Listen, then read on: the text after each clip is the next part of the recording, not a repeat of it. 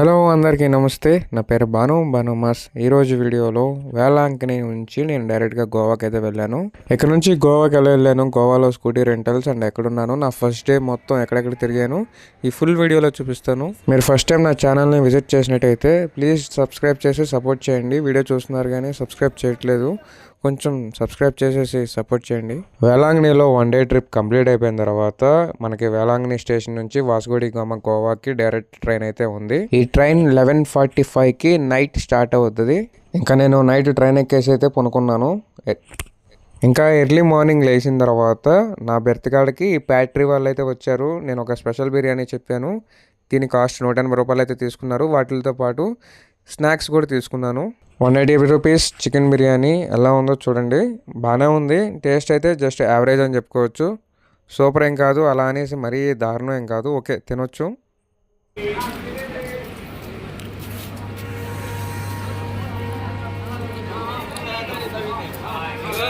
ఇంకా next day మధ్యాహ్నం కల్లా బెంగళూరు అయితే రీచ్ అయింది. బెంగళూరు ఒకసారి దిగాను, జస్ట్ 1 మినిటే స్టాపు. దిగి ఒకసారి స్టేషన్ చూసి మళ్ళీ వెంటనే ట్రైన్ అయితే ఎక్కేసాను. బెంగళూరు నుంచి లొకేషన్స్ అయితే చాలా బాగున్నాయి.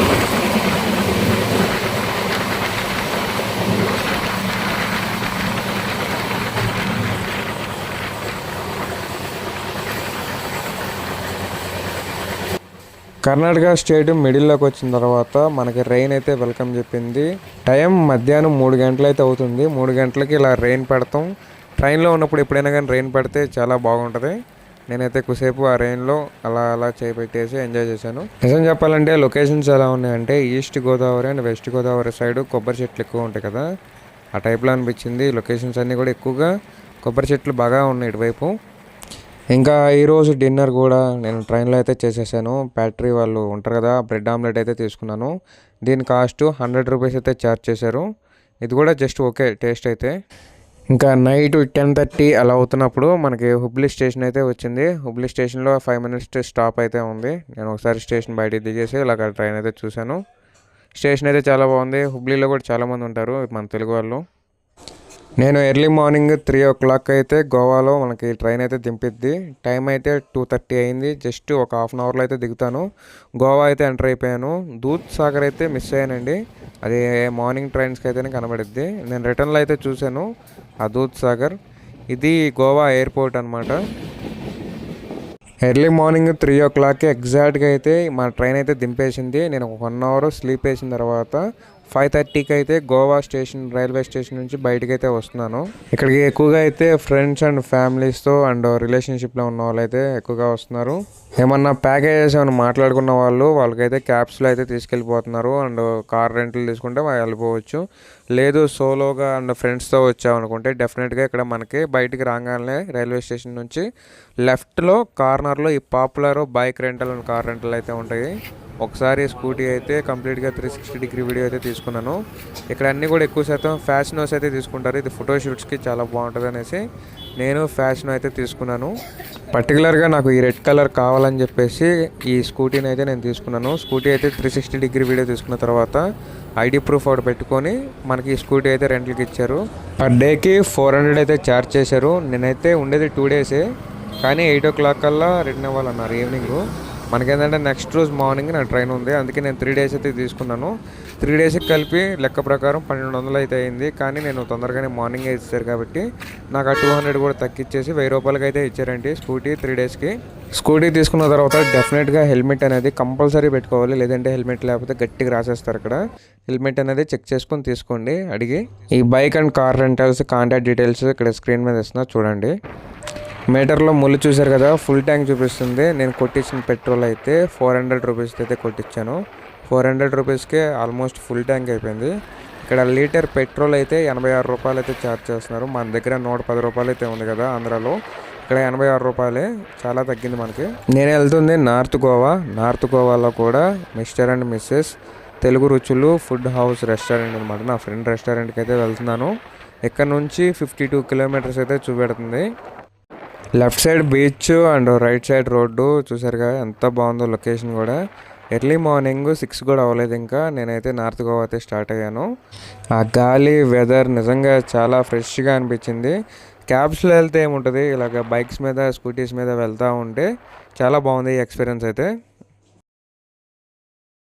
దూరంగా బ్రిడ్జ్ కనబడుతుంది కదా, ఇప్పుడు ప్రజెంట్ ఆ బ్రిడ్జ్ మీదకే వెళ్ళాలి మనం. ఈ కేబుల్ బ్రిడ్జ్ చాలా పెద్ద బ్రిడ్జ్ అనమాట, చాలా బాగుంది. ఆ బ్రిడ్జ్ మీదకి వెళ్ళిన తర్వాత చూద్దాం ఇప్పుడు వ్యూ ఎలా ఉంటుందో. బ్రిడ్జ్ అప్ ఎక్కుతున్నా, మామూలుగా లేదు ఎక్సైట్మెంట్. సముద్రం రేంజ్లో ఉంది.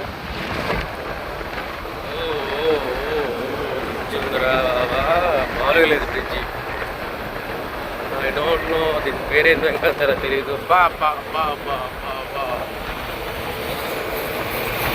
ఇదిగో బ్రిడ్జ్, ఇదిగో bridge bridge. Continue on National Highway 66 for 14 kilometers. Super super super super super super super. Just ఈ రోప్స్ మీద ఈ బ్రిడ్జ్ అయితే నిలబడింది. ఆ రోప్స్ చూసారు ఎలా ఉన్నాయో. ఇంకా కడుతున్నారు, కంప్లీట్ అవ్వాలా. కంప్లీట్ అయితే ఇంకా అదిరిపోతుంది. రోప్స్ చూడు ఎలా ఉన్నాయో. ఈ పెద్ద గోల్డెన్ బ్రిడ్జ్ దాటి ఒక 4 కిలోమీటర్స్ ఎదరకు వచ్చిన తర్వాత ఇది సెకండ్ బ్రిడ్జ్. ఇది ఇంకో బ్రిడ్జ్ అనమాట. చూసారా వేరే రా ఉంది, చిన్న బ్రిడ్జ్ ఇది. ఈ చిన్న బ్రిడ్జ్ మీద ఓన్లీ 4 వీలర్సే అలౌడ్. బట్ నేను సైన్ బోర్డ్ చూడకుండా పైకి అయితే వచ్చేసాను. కింద అయితే ట్రావెల్ చేయాలి, పైకి రాకూడదు. పైకి వస్తే ఏంటంటే ఇక్కడ ఆపేసి కేసులు అయితే రాస్తారు డే టైము. నేను వచ్చింది ఎర్లీ మార్నింగ్ కాబట్టి నేను సైన్ బోర్డ్ చూడకుండా పైకి వచ్చేసాను. సో మీరైతే జాగ్రత్తగా కింద నుండే వెళ్ళాలి, ఇది గమనించగలరు. దారిలో ఇలాంటి బ్యూటిఫుల్ చర్చెస్ అయితే నాకు కనబడతా వచ్చినాయి. ఇక్కడ పెద్ద చర్చ్ అండి ఇది. ఈ చర్చ్ దగ్గర అయితే నేను ఆగాను. టైం అయితే 7 వస్తుంది. 7 అవ్వకముందే ఈ చర్చ్ అయితే ఇలా మొత్తం కంప్లీట్గా ఓపెన్ చేసి అయితే పెట్టారు. ఎప్పుడూ కూడా ఆల్మోస్ట్ చర్చెస్ అయితే ఇక్కడ ఓపెన్లోనే ఉంటాయి. కొంచెం చర్చ్ కూడా చాలా డిఫరెంట్గా అనిపించింది.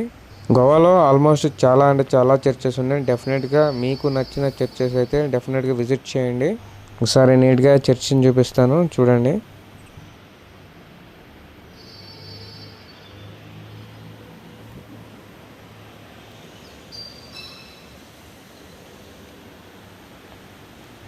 ఆల్మోస్ట్ ఒక 30 గంటల దాకా నేను ట్రైన్లో ట్రావెల్ చేసి చాలా అలసిపోయాను. అర్జెంట్గా రూమ్కి వెళ్ళి అయితే కొంచెం ఫ్రెష్ అప్ అయితే అవ్వాలి. ఇంకా చర్చ్లో ప్రేయర్ అయితే చేసేసుకొని ఇక్కడ నుంచి అయితే బయలుదేరదాం. నాన్ స్టాప్గా 1 అవర్ రైడ్ చేసిన తర్వాత నా డెస్టినేషన్కి ఒక 2 కిలోమీటర్స్ దూరంలోనే చర్చ్ అయితే ఉంది. చర్చ్ ఎదురుగా జీసస్ స్టాచ్యూ చూసారు ఎలా ఉందో. ఈ చర్చెస్ చూసారు కదా, మ్యాక్సిమం ఈ చర్చెస్ అన్నీ కూడా బ్రిటిష్ వాళ్ళు అయితేనే కట్టినవి. ఆ టైంలో నుంచి ఈ చర్చెస్ అయితే రన్ అవుతున్నాయి. అందుకే చర్చ్ పేరు వచ్చేసరికి చర్చ్ ఆఫ్ సెయింట్ ఆంథోనీ. కానీ చాలా నీట్గా మంచిగా మెయింటైన్ అయితే చేస్తున్నారు. నార్త్ గోవాలో నేను వెళ్తున్న ఏరియా అయితే సియోలిం, నియర్ టు మోర్జిమ్ బీచ్ అనమాట. కరెక్ట్గా బీచ్ ఒక 3 కిలోమీటర్స్ అలా ఉంటుంది అంతే. యాక్చువల్లీ నేను గోవా రావడం ఫస్ట్ టైమే. నాకు గోవాలో తెలిసిన వాళ్ళు ఉన్నారని చెప్పే కదా, సో వాళ్ళ రెస్టారెంట్ ఇదే, మిస్టర్ అండ్ మిస్సెస్ తెలుగు రుచులు. తెలంగాణలో ప్రశాంత్ అన్న అండ్ సింధు వదిన ఇద్దరు కలిసి మంచిగా రిసీవ్ చేసుకున్నారు. అండ్ ఇక్కడ ఫుడ్ అండ్ అకామిడేషన్ కూడా అన్న వాళ్ళే మొత్తం చూసుకున్నారు. అన్న వాళ్ళదే లవ్ మ్యారేజ్, ఆ అమ్మాయి వాళ్ళ పాప అనమాట. పేరు లైగర్. ఈ పొట్టు పిల్ల గురించి చెప్పాలంటే గంట సేపు మాట్లాడవచ్చు, చాలా తెలియగలదే. థ్యాంక్ యూ ప్రశాంత్ అన్న అండ్ సింధు వదిన for your love and support. ఇంకా రెస్టారెంట్ గురించి ఒక రీలే చేద్దాం. సో నేను తెలంగాణలో ఇంకా బ్రేక్ఫాస్ట్ అయితే చేసేసి ఇక్కడ నుంచి నా అకామిడేషన్ కాడికి వెళ్ళి ఫ్రెష్ అయిపోయి నేనైతే బయటకు అయితే వెళ్ళిపోయాను.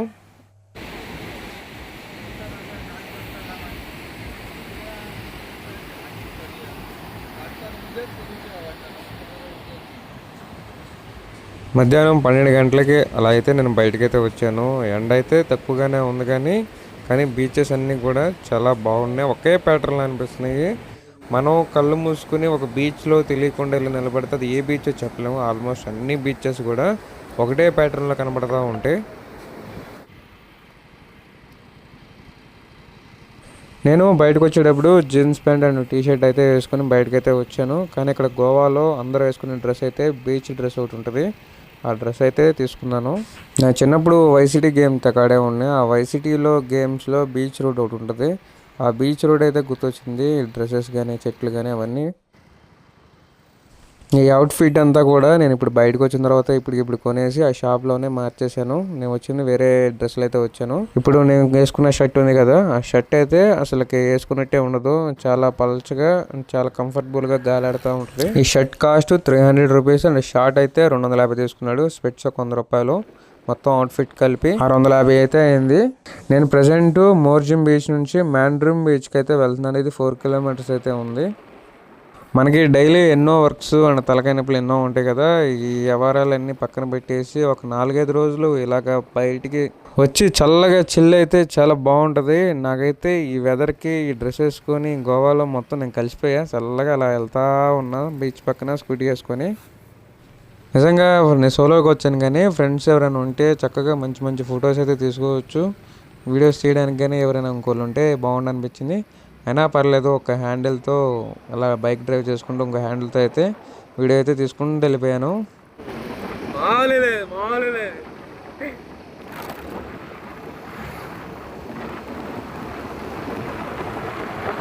ఇది నార్త్ గోవాలో మ్యాండ్రిమ్ బీచ్. ఇది రిసార్ట్స్లో నుండి ఎంట్రీ ఉంది. రిసార్ట్స్ మధ్యలో ఇలా ఒక బ్రిడ్జ్ ఒకటి ఉంది. ఆ బ్రిడ్జ్ మీద నుంచి లోపలికి వచ్చాము. ఇక్కడ పార్కింగ్ టికెట్ వచ్చేసరికి మనకి 50 రూపాయలు అయితే తీసుకున్నారు ఎంట్రీ టికెట్. పార్కింగ్ 20 రూపాయలు అయితే తీసుకున్నారు. పార్కింగ్ 20 రూపాయలు తీసుకున్నాడు కదా, ఏదన్నా మంచి ప్లేస్లో పార్కింగ్ ఇచ్చారనుకున్నాం. ఏం లేదు, మట్టిలో పడేయడమే. ఒక చోట అయితే పార్కింగ్కి 50 రూపాయలు అయితే తీసుకున్నారు. 2 వీలర్కి. కార్కి అయితే 100 రూపీస్ అయితే ఛార్జ్ చేశారు. అది తర్వాత చూపిస్తాను, అది ఎక్కడ ఏ బీచ్ అనేది. మైండ్ పోతుందండి పార్కింగ్లు కూడా ఇలా తీసుకుంటుంటే. గోవా లైఫ్ అంతా కూడా ఈవినింగ్ టైం అండ్ నైట్ టైమే ఉంటుంది. గోవా లైఫ్ అంతా కూడా ఇక్కడ ఇవన్నీ చైర్స్ అండ్ బలలో కొత్త కొత్తవి కడుతున్నారు చూసారా ఒడ్డు పక్కన. ఇవన్నీ కూడా మొత్తం నైట్ టైం అయితే బీచ్ పక్కన టేబుల్స్ ఇలా వేసి కూర్చోబెడతారు. ఈ ప్రజెంట్ అయితే అంబ్రెల్లాస్ వేసి ఆల్రెడీ రిలాక్స్ అయ్యే వాళ్ళు రిలాక్స్ అవుతూ ఉన్నారు.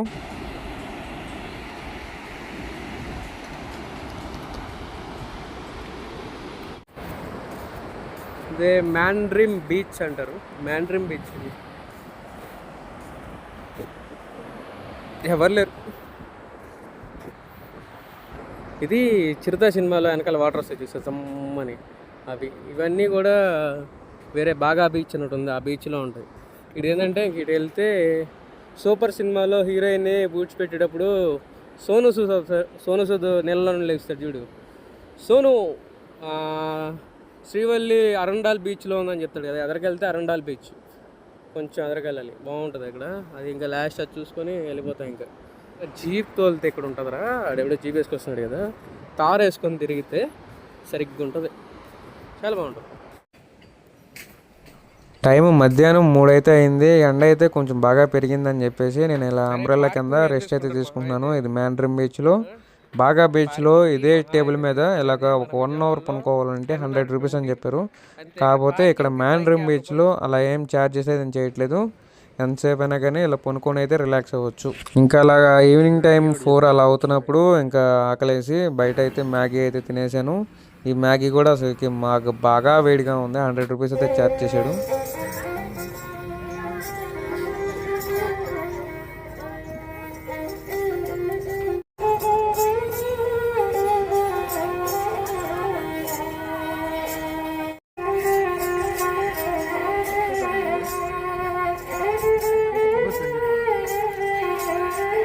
అరంబోల్ బీచ్ కాడ ఇందాక వయలిన్ అది వాయిస్తున్నారు కదా, అతనైతే ఆర్టిస్ట్ అయితే కూర్చొని వాయిస్తున్నాడు ఎంట్రన్స్లో. ఇది అరంబోల్ బీచ్ అండ్ ఇది నార్త్ గోవాలో లాస్ట్ బీచ్. ఈ బీచ్ కవర్ చేస్తే ఇంకా అయిపోయినట్టే, నార్త్ గోవా మొత్తం చూసేసినట్టే. చూసారు కదా ఇవి ఎలా ఉన్నాయో, భలే ఉంది కదా. నాకైతే చాలా బాగా నచ్చింది బీచ్ అయితే. ఈ అరంబోల్ బీచ్ చాలా ప్రశాంతంగా అండ్ పీస్ఫుల్గా అయితే ఉంది. ఈ బీచ్లో ఎక్కువగా ఫారినర్స్ అండ్ నార్త్ ఇండియన్స్ అయితే ఎక్కువగా ఉన్నారు. మన సౌత్ ఇండియన్స్ అయితే చాలా తక్కువ.